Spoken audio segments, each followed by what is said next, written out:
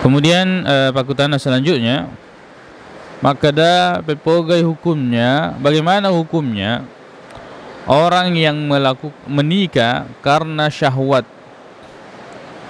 Ya, orang yang menikah karena syahwat, apakah itu halal? Halal, boleh.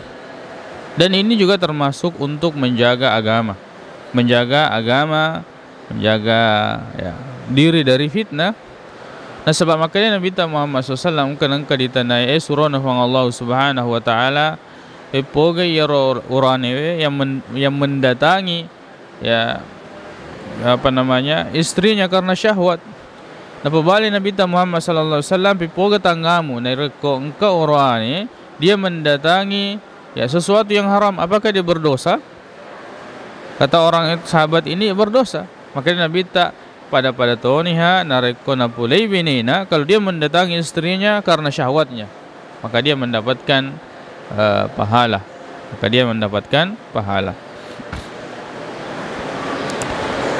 Jadi pembicaraan tentang syahwat ini ya bagaimana kita meletakkannya.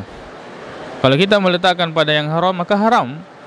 Kalau kita meletakkan pada yang halal maka hukumnya halal. Dan weddingi jaji runtuk ya apalang serjan ng Allah Subhanahu wa taala, karena kita menjaga diri dari fitnah dengan melakukan yang dihalalkan oleh Allah Subhanahu wa taala. Wallahu a'lam.